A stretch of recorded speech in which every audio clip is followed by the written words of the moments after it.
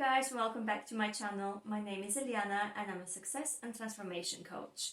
Here with me today I've got Dr. Paul Penn. Hi and welcome. Hello. He's a psychologist and also my husband. And no, I don't call him Dr. Paul Penn at home. Yeah, I think you should start. No. Today's topic is on communication and communication in a relationship, to be more specific. Now, it would be ideal if we spend all our time going on holiday and having fun and being romanced as well. But we do have to live in the real world and also have some difficult communication with our partners on things like finances and jobs and intimacy and schedules and thoughts and feelings as well. Now, according to research, communication is still one of the problem areas why couples separate. So we can fix communication. However, firstly, you need to define what that means to you both. Communication is about connection. It's not just about having a simple conversation or small talk with your partner. It's about connecting on a deeper level. It's about supporting each other. It's about understanding each other's point of view and also letting them know that you're their number one fan, right? Yeah, I think the mistake a lot of people make is assuming that communication is happening just because people are talking, i.e. their mouths are moving and words are coming out. And actually there's a bit more to it than that. Great. So today we've got 5 tips for you how to communicate better in your relationship. Tip number 1, don't sweep things under the carpet, deal with them as they occur. Now in a relationship, because we want to maintain that peace, sometimes we put things off from discussing them and they build up more and more until we snap. Surely that's not a healthy way to communicate. No, definitely not. I mean, short-term peace that's gained that way is often at the expense of peace in the medium term and the long term. There's an old saying, isn't there, don't go to bed on an argument. And I think there's an element of truth in that actually, because what tends to happen is the damage that's caused by, differences of opinion and arguments and things like that is often not much to do with the actual thing that started the difference of opinion or argument. It's actually the rumination that occurs afterwards. So people often stew, as we would call it, they go and they're like, oh, I can't believe they said that, or I can't believe I didn't say this, or, that argument shouldn't have happened and I should have done this better or that better.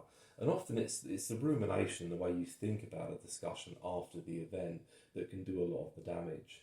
So often if something is worth saying, it's probably worth saying there and then and trying to resolve sooner rather than later. Tip number 2, don't put your partner on the defensive. Start positively. Now it's really important to not put your partner on the defensive, not start with a negative straight away. Start positively, right? Absolutely. I mean, think about it. The thing you open the conversation or the argument with sets the tone for what's to come.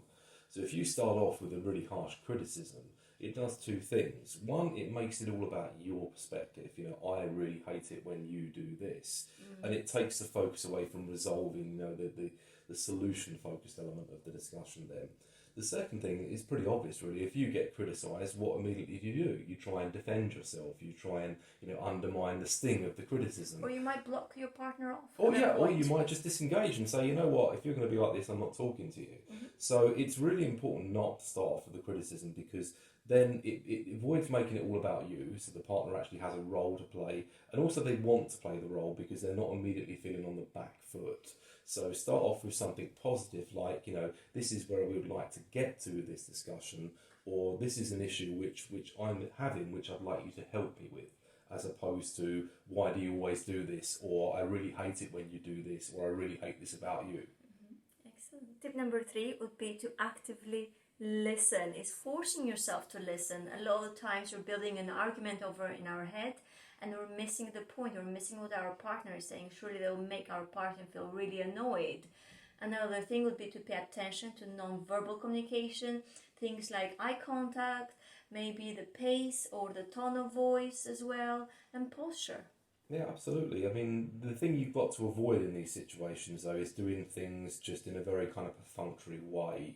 So a lot of people have been told that a good active listening strategy is to nod. But that very much depends on when you're nodding. We've all been in conversations with people and they've just done this, the entire time. And you think, well, if you already know what I'm going to say, or you already agree with everything I'm saying, what's the point in having this conversation? And also it's irritating because full well they're not really listening to you, they're just going through the motions of listening. So if you're going to use that kind of response, then do it strategically. I think a better approach is often to ask for clarification. Paraphrasing and rephrasing, right? Yeah, absolutely. But you've got to be careful in that as well. Don't impose your interpretation on someone. Always start it off with a question. So it could be, am I understanding you correctly? This is what I'm taking away from what you just said. Is that correct? What you want to avoid doing is reinventing what they're saying and then kind of impose that reinvention on them. So if you find yourself using phrases like, so what you're saying is, then probably you're doing the wrong thing there. It'd be much better to show a little bit of humility and make sure the other person can stay involved by saying, this is what I'm getting from what you just said. Am I correct? Mm-hmm. It just shows a lot more humility and willingness to listen, and the fact that you are indeed processing what they're saying. You actually are really good at this, because whenever we're communicating together, you're always asking questions as well, and that makes me feel like actually he's listening, and that helps. Good. Tip number 4, deal with the issue at hand. It's not a trial of past mistakes. This is really important. A lot of times we come in with something and then we end up opening a can of worms and naming all the different mistakes that the partner has made in the past, and that's not necessarily going to help the situation, right? Relationship autopsies are always a bad idea in these situations. I think it's really important to keep that focus on, rather than what we call an assessment mindset, which is, what's the partner done to fall short of an expected standard or to fall short of, expectations you might set for other people, and focus more on a locomotion mindset, which is more, how can we both resolve this problem and move forward? And what often people do in these situations, we've all probably done it as well, is someone will do something, and we know we probably will be justified in saying, you always do this. Yeah. But again, it goes back to that criticism thing where someone thinks, look, what's the person trying to achieve here? Are they just after a character assassination of me? Or is there something we can do to move this forward? And as soon as you go down that kind of, relationship archaeology route of, why do you always do this? You've done this lots of times before. This really irritates me when this happens, and it happens all the time. It just takes that situation away from being a solution-focused approach to a kind of rumination and recriminations about past transgressions, which isn't really helpful. No, it's not. If the topic you're discussing is just about dinner, just stick to dinner, right? Tip number 5, try to reach a positive conclusion. It's about having that common goal. It's about the relationship, not just about those personal wins, right? Yeah, absolutely. I mean, you have to ask yourself right from the outset, what do you want out of this discussion? Is it to win an argument, or is it to move things forward positively? And they always say, if you have any training about how to complain effectively, the first thing they'll always say to you is, know what you want out of the situation and work politely but firmly towards that. And this is something you have to kind of adopt when you're having a discussion or a kind of argument as well. And the first thing you need to do is see if your idea of what a good resolution would be is the same as the partner. Because obviously you may have the same, exit strategy or way out of that problem or resolution to the issue you're facing. But equally, you might have different ideas that you're both equally attached to.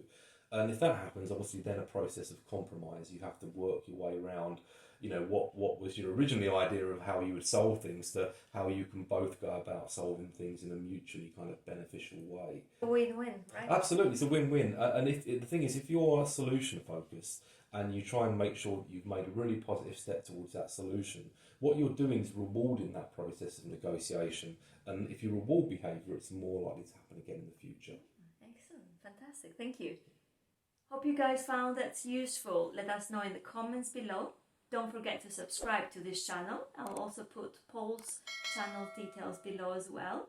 And do join me in my other community family out there on Facebook, Twitter and Instagram. See you guys soon. Bye. Bye-bye.